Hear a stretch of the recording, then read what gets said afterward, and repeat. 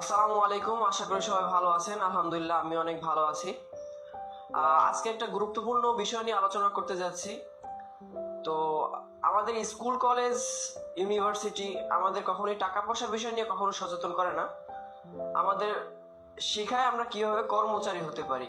এই পুঁথিগত বিদ্যা দিয়ে যদি মনে করেন আপনি টাকা পয়সা ইনকাম করবেন, লেখাপড়া করে যদি মনে করেন আপনি মানুষের মতো মানুষ হবেন, তাহলে হয়তো এটা আপনার ভুল ধারণা। বর্তমানে ইয়াং জেনারেশন যারা আছেন তারা তিন চারটা বিষয় নিয়ে খুবই ডিস্ট্রাক্টেড হচ্ছেন। তার ভিতরে নাম্বার ওয়ান হচ্ছেন আপনি কোডিং শিখতে পারেন, আপনি গ্রাফিক্স ডিজাইন শিখতে পারেন, আপনার ফ্রিল্যান্সার হতে পারেন। যা যে এখানে কোয়ালিটিফুল পারসন যারা আছেন তাদের কিন্তু কাজের অভাব নেই। হ্যাঁ, তবে এটা সত্যি যে বাংলাদেশে চাকরির অভাব আছে, কিন্তু বাংলাদেশে কিন্তু কাজের অভাব নেই।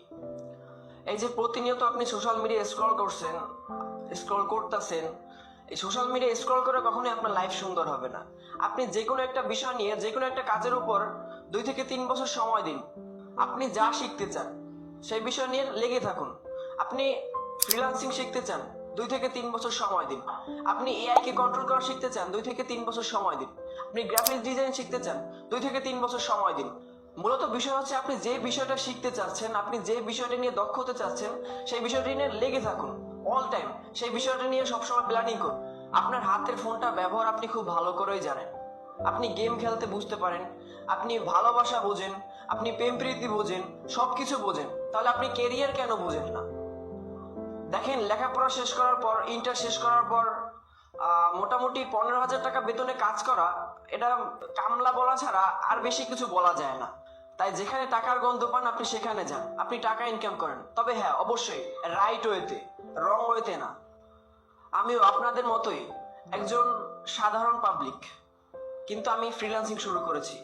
আমি টেক স্কিল শেষ করেছি, ফেসবুক মাস্টারিং শেষ করেছি।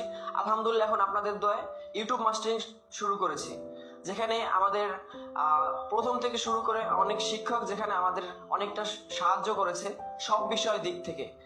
কিভাবে আমাদের সামনের দিকে অগ্রসর করা যায়, সব বিষয় দিক থেকে আমাদের সব কিছু A to Z সাহায্য করেছে। তার ভিতরে আমি কিছু স্যার ম্যামের নাম বলতে চাই, যেমন আমাদের শ্রদ্ধেয় আসাদুল স্যার, ফয়সাল হক স্যার। তারপরে আমাদের ম্যামের ভিতরে আছেন হাফিজা ম্যাম, ফাতেমা ম্যাম, যারা খুবই প্রত্যেকটা পদক্ষেপে আমাদের স্টুডেন্ট যারা আছি আমরা প্রতিনিয়ত আমাদের সাপোর্ট দিয়ে যাচ্ছেন। এমনকি আমাদের সুন্দরভাবে ধৈর্য সহকারে আমাদের ক্লাসগুলো করা যাচ্ছে। হ্যাঁ, চাইলে আপনিও আমার মতো শুরু করতে পারেন। তবে একটা কথা সবসময় মাথায় রাখবেন যে কাজ করার বয়সে যদি আপনি বসে থাকেন, তাহলে বসে থাকার বয়সে আপনাকে অবশ্যই কাজ করতে হবে। যাই হোক, আমি আর ভিডিওটি লং করতে চাই না। সবাই ভালো থাকবেন, সুখে থাকবেন, আমার জন্য দোয়া করবেন, আমি যেন আমার লক্ষ্যে আমি পৌঁছতে পারি। সালামু আলাইকুম।